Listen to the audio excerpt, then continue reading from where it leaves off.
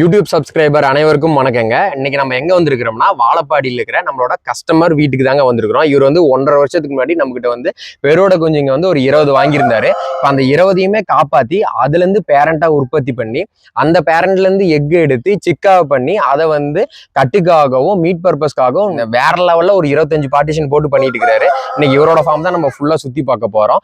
அது மட்டும் இல்லாம இவரு எப்படி எடுத்து வளர்த்தாரு, அதுல என்னென்ன கஷ்ட நஷ்டம் சந்திச்சாரு, இப்ப எவ்வளவு லாபமா வெற்றிகரமா அந்த பாதையில போயிட்டு இருக்கிறார் அப்படிங்கறத இந்த வீடியோல பார்க்கலாம். வாங்க வீடியோக்குள்ள இருக்கலாம். அண்ணா வணக்கம். வணக்கங்கண்ணா. சௌக்கியங்களா?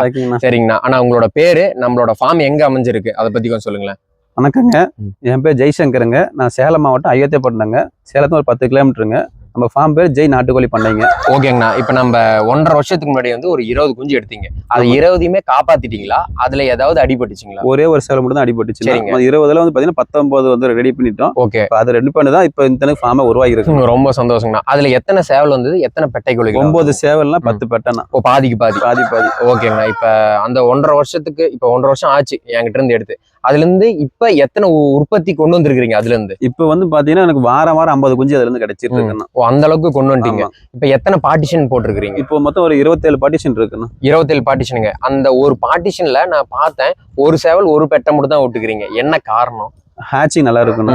இப்ப ஒருத்தர் பாத்தீங்கன்னா ஒரு சேவலுக்கு ஒரு 4 போட்டா 5 போட்டா போடுவோம். நானே பாத்தீங்கன்னா 3 போடுங்க. நீங்க 1 தான் போட்டுக்கிறீங்க. எனக்கு ரிசல்ட் நல்லா இருக்குண்ணா. 100% ரிசல்ட் இருக்கு. இதுக்கு முன்னாடி எத்தனை போடுறீங்க? ஃபர்ஸ்ட்ல இருந்தே 1 தான் 4 போட்டேன்னா அதுக்கப்புறம் முட்டை நல்லா வருது. ஆனா குஞ்சிங்க இல்ல. அப்புறம் 3 குறைச்சுன்னா அதுக்கப்புறம் வந்து பாத்தீங்கன்னா இப்போ 1க்கு 1 போட்டுட்டேன்னா. ஓ, இப்போ ஒரு சேவலுக்கு ஒரு பெட்டை தான் அப்படிங்கிற. அதுக்கப்புறம் அது ரெஸ்ட்ல இருக்கும், சேவலும் ரெஸ்ட்ல இருக்கும். அதுக்கப்புறம் மறுபடியும் எடுத்த மாதிரி அதுக்கே போட்டுருவோம் நம்ம. இப்ப நீங்க ஃபார்ம் ஆரம்பிச்சு எத்தனை வருஷங்கண்ணா ஆச்சு? 6 வருஷம் ஆகுது. 6 வருஷம் ஆச்சுங்க. இப்ப நீங்க பெருவடை மட்டும் தான் பண்ணிட்டு இருக்கீங்களா? அது மட்டும் இல்லாம வேற என்ன? நம்ம பெருவடை பண்றோம்னா நம்ம சிறுவடை பியூர் சிறுவடை பண்ணிட்டு இருக்கோம். கருங்கோழி பண்றோம். நம்ம நேட்டிவ் பிரீட் மட்டும் தான், கிராஸ் ஆயிட்டு நம்ம கிட்ட கிடையாது. நேட்டிவ் பிரீட்ஸ் மட்டும் தான். இப்ப இதுல இருந்து முட்டை எடுத்து இன்குபேட்டர்ல வச்சு குஞ்சை பொறிச்சு குஞ்சை நம்ம சேல்ஸ் பண்ணிக்கிறோம். மீட்டாவும் நம்ம கொடுத்துக்கிறோம். இப்ப சிக்கன் ஹேச்சிங் ஆனதுல இருந்து டே ஓல்டும் கொடுக்குறீங்க? டே ஓல்டு வந்து நம்ம கொடுக்குறோம். டே ஓல்டு என்ன பிரைஸ்க்கு நான் கொடுக்குறேன்? டே ஓல்டு வந்து 200 rupees கொடுக்கணும் பெருவடை. சரிங்க. சிறுவடை வந்து பாத்தீங்கன்னா 100 rupees கொடுத்துட்டு. சரிங்க.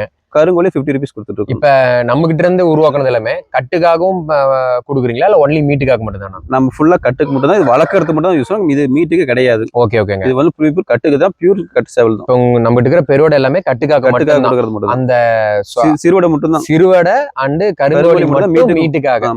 Okay okay. இல்ல எப்படிங்க லாபம் நல்லா இருக்குங்களா? கொடுக்க முடியலன்னா பரவாயில்லைங்க. அந்த அளவுக்கு டிமாண்ட் தான். இப்ப கூட காலைல வந்து வாங்கிட்டு போயிட்டு தான் இருக்காங்க. எல்லா பக்கம் இன்டர்வியூ கேட்டுதான் இருக்கிறாங்க. கொடுங்க கொடுங்க கேட்டுதான் இருக்கிறோம். நம்ம எல்லாம் ப்ரீ புக்கிங் மட்டும் தான் கொடுத்துட்டு. ஓகே, நல்லதுங்கண்ணா. ஏன்னா இது வந்து நம்ம மத்த நோய் கிராஸ் மாதிரி முட்டை வச்சுட்டே இருக்கிறது இல்ல.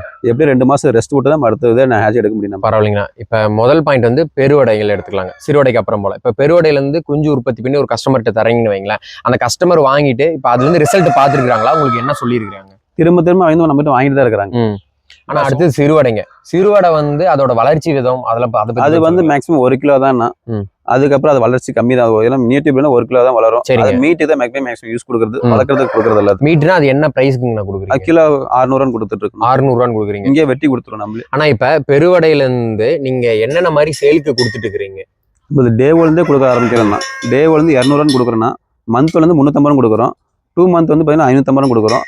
3 மந்த் வந்து 750 கொடுத்துட்டு இருக்கோம். அதாவது இப்ப நம்ம கிட்ட இருக்கிற பெருவடை வந்து டே ஓல்டு 1 மந்த் 1.5 2 3 மந்த்ஸ் வரைக்கும் வந்துருக்கீங்க. ஓகேண்ணா. இதுல லாபகரம் அப்படின்னா எப்படிங்க இருக்கு?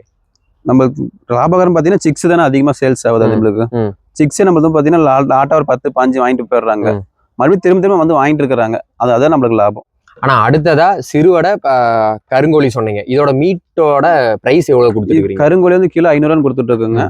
சிறுவடை வந்து பாத்தீங்கன்னா கிலோ 600 கொடுத்துட்டு இருக்குங்க. இங்கே நம்ம கிளீன் பண்ணி வெட்டி கொடுத்துருவோம். நம்ம கஸ்டமர் சாட்டர்டே சண்டே வந்தா இங்கே கிளீன் பண்ணி வெட்டி வாங்கிட்டு போறாங்க. ஃப்ரெஷ்ஷா வாங்கிட்டு போயிடுறாங்க நம்ம கிட்ட. அப்ப ஒரு கஸ்டமர் வந்தாங்கன்னா நேர்ல பார்த்து தெளிவா பார்த்து வாங்கிட்டு போயிடலாம் அப்படிங்கிறீங்க. நல்லா இருக்குங்க. அடுத்த தேன் உற்பத்தி பண்றேன்னு சொன்னீங்க. அதை பத்தி கொஞ்சம் சொல்லுங்களேன். நம்ம இங்கே பாக்ஸ் வச்சிருக்கோங்களா, இங்க இருந்து நம்மளுக்கு எடுத்துக்கிறோம். நம்ம மந்த்லி ஒன்ஸ் நம்ம எடுத்துக்கிறோம். அது இல்லாம நம்ம வெளி தோப்புல கொடுத்துருக்கோம்னா ஒவ்வொரு தோப்பிலும் நம்ம பார்த்தீங்கன்னா ஒரு 50 பாக்ஸ் கொடுத்து வந்துருக்கிறோம். மாசம் ஒரு 50 கிலோ கிடைக்கணும். ஆனா தேன்ல நிறைய வெரைட்டின்னு சொன்னீங்க இல்லைங்களா? அதை பத்தி கொஞ்சம் சொல்லுங்க. நம்மளது வந்து பாத்தீங்கன்னா மொத்தம் 5 வகை இருக்குன்னா, மலைத்தேனு, அடுக்கு தேனு, கொசு தேனு,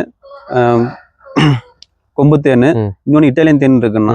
நம்மளது அடுக்கு தேன் இருக்கு, சரிங்க, மலைத்தேன் இருக்கு, நம்ம காட்டு இங்க கரும்புத்தூர் பக்கத்துல இருக்கிறதுனால நம்ம கரும்புல இருந்து பிடிச்சி எடுத்துக்கிறோம் நம்ம. ஆனா இப்ப தேனை வந்து நம்ம எப்படி பியூரிட்டி கண்டுபிடிக்கிறது? லைவா எடுக்கிறது தான் பியூரிட்டி நம்பிக்கை. இல்ல நிறைய பேர் சொல்லுவாங்க இல்லைங்களா, தண்ணியில விட்டா கொஞ்சம் இதாகும். இல்ல அதெல்லாம் எதுவுமே இல்லைங்க. நம்ம இதெல்லாம் ஃபுல் அண்ட் ஃபுல் FOC சர்டிஃபிகேட்ல வாங்கினது தான். சரிங்க. லேப் டெஸ்ட் இருக்கு. நம்ம டேரக்டா லைவா பார்த்து வாங்குறோம். மெயின் நம்பிக்கை தாங்க பியூரிட்டி. அதுக்கு இப்ப சொல்லுவோம். கஸ்டமர் நேர்ல வந்து பார்த்தும் தேன்கள் வாங்கிக்கலாம். எடுத்துட்டு வாங்கிட்டு போறாங்க. ஆனா இது மட்டும்தான் உங்களோட பிசினஸா இல்ல இது இல்லாம வேற ஏதாவது பண்றீங்களா? அது பார்ட் டைம்? இதுதான் மெயின். பார்ட் டைம் ஜாப் இதுதான். மெயின் ஜாப் எனக்கு வேற ஒரு சரி இது இருக்கு. சரி சரிங்க. பிரைவேட் ஜாப்ல ஒர்க் பண்ணிட்டு இருக்கேன். இது வந்து நான் பார்ட் டைமா பண்ணிட்டு இருக்கேன். ஒரு ஹாபி மாதிரி. ஆமாங்க. இப்ப இதுக்கு டைம் உங்களுக்கு கரெக்டா கொடுக்க முடியுது? எனக்கு இது 1 hour டைம் ஸ்பெண்ட் பண்றது. இப்ப முட்டை எடுக்கிறது வைக்கிறது. முட்டை எடுக்கிறது பசங்க இருக்கிறாங்க. சரிங்க. அவங்க வந்து எடுத்துருவாங்க. மத்தபடி தீனி வைக்கிறது நான் வச்சிருக்கேன். ஆட்டோமேட்டிக் தண்ணி இருக்கு. ஆட்டோமேட்டிக் ட்ரிங்கர் இருக்கு. ஆமாங்க. முக்கியமாங்கன்னா பெருவடையில பாத்தீங்கன்னா இந்த நோய் மேலாண்மைங்கிறது எல்லாத்துக்குமே ஒரு கேள்விக்குறியான விஷயம். அதை எப்படி நீங்க சமாளிக்கிறீங்க? கிளீனிங் தானே. கிளீன் பண்ணணும். வெளி ஆளுகள் வரும்போது நம்ம கிளீன் பண்ணி தான் கைக்கெல்லாம் கழுவிட்டு தான் உள்ளே வர சொல்லுவோம். ஏன் எதனாலங்க? ஏன்னா அவங்க வேறு பணியிலிருந்து வருவாங்க. அதனால பாத்தீங்கன்னா நம்ம எப்பயுமே கிளீனிங்கோட வந்தோம்னா நம்ம பண்ண நம்ம சுத்தமா இருக்கணும். நம்ம பண்ணி சுத்தமா வச்சுக்கிட்டா எந்த நோய் நம்மளுக்கு வராது. ஆனா அடுத்ததா நேட்டிவ் பிரீட் சொன்னீங்க இல்லைங்களா, அதோட எக்குமே நீங்க சேல் பண்றீங்களா? பண்றேண்ணா. இப்ப ஹேச்சிங்காக இல்ல சாப்பிடுறது? ரெண்டுமே இருக்கு. ஹேச்சிங் இருக்கு, டேப்லெட். அதோட விலை வருவாங்கன்னா ஹேச்சிங் வந்து 100 rupees கொடுக்குறோம்னா அதாவது பெருவிட முட்டை கொடுக்குறோம். சரிங்க. டேப்லெட் வந்து பாத்தீங்கன்னா 5 ரூபா கொடுத்துட்டு இருக்கோம். ஓகே ஓகே ஓகேங்க. அது வந்து சிறுவிட முட்டை நம்ம கொடுக்குறோம். சிறுவிட முட்டை வந்து 5 ரூபா. அதாவது சாப்பிட்றதுக்காக கொடுக்குறோம். இப்ப 6 வருஷமா சக்சஸ்ஃபுல்லா ரன் பண்ணிட்டு இருக்கிறேன்னு சொன்னீங்க. இதுல உங்களோட லாபம், அதாவது உங்களோட தீவன செலவு, நோய் மேலாண்மை, மருந்து எல்லாமே போக உங்களோட மாச வருமானம் எவ்வளவு கிடைக்குங்க? 1 lakh கிடைக்கும். 1 lakh கிடைக்குங்க. செலவெல்லாம் போக 1 lakh கிடைக்கும். ஆள் கூலி எல்லாம் நீங்களே வேணாலும் ஒருத்தரே தான். 25 பார்ட்டிஷன். ஆனா இப்ப வந்து ஒரு புதுசா ஒரு பசங்க ஆரம்பிக்கிறாங்க புது ஃபார்ம் அப்படின்னா அவங்களுக்கு நீங்க என்ன சொல்ல விரும்புறீங்க? ஃபர்ஸ்ட் வந்து பேசிக் கத்துக்கோங்க. அது இல்லாம கைட் பண்றதுக்கு ஒரு பெரிய ஆள் உங்க கையில இருக்கணும். எப்பயுமே இருக்கணும். அவங்க இருந்தாவே நீங்க சக்சஸ் ஆயிடலாம். எங்க வேணாலும் எடுக்கலாம். ஆனா அது கைடன்ஸ் வந்து மெயின் கைடன்ஸ் வேணும்னா. சரி சரிங்கண்ணா. இப்ப பிள்ளைங்க வளர்றாங்கன்னா அப்பா அம்மா மூலியமா அந்த மாதிரி தானே. ஓகேங்கண்ணா, ரொம்ப அழகா சொன்னீங்க. இப்ப எவ்வளவு உற்பத்திங்கண்ணா உங்ககிட்ட இருக்குது? அதாவது பேரண்ட் ஸ்டாக் எவ்வளவு இருக்கு? சிக் ரூம் காமிச்சிங்க, சிக்கு எவ்வளவு இருக்கு? மீட்டுக்காக எவ்வளவு வச்சுக்கிறீங்க? ஒரு அப்ராக்சிமேட்டா சொல்லுங்க. பேரண்ட் ஸ்டாக் வந்து பாத்தீங்கன்னா ஒரு 30 சேவல் இருக்குங்க. 30 பொட்டை இருக்குது. சிக்ஸ் வந்து பாத்தீங்கன்னா வாரம் 50 சிக்ஸ் வந்துட்டு இருக்குங்க. ஓகேங்கண்ணா, ரொம்ப சந்தோஷம். நீங்க இவ்வளவு நாள் ஒரு நாள் எனக்காக டைம் ஸ்பெண்ட் பண்ணதுக்கு ரொம்ப நன்றி. உங்களோட தொழில் மேலும் மேலும் வளர்றதுக்கு என்னோட வாழ்த்துக்கள். நல்லா பண்ணுங்க. நன்றிண்ணா. பாருங்கண்ணா.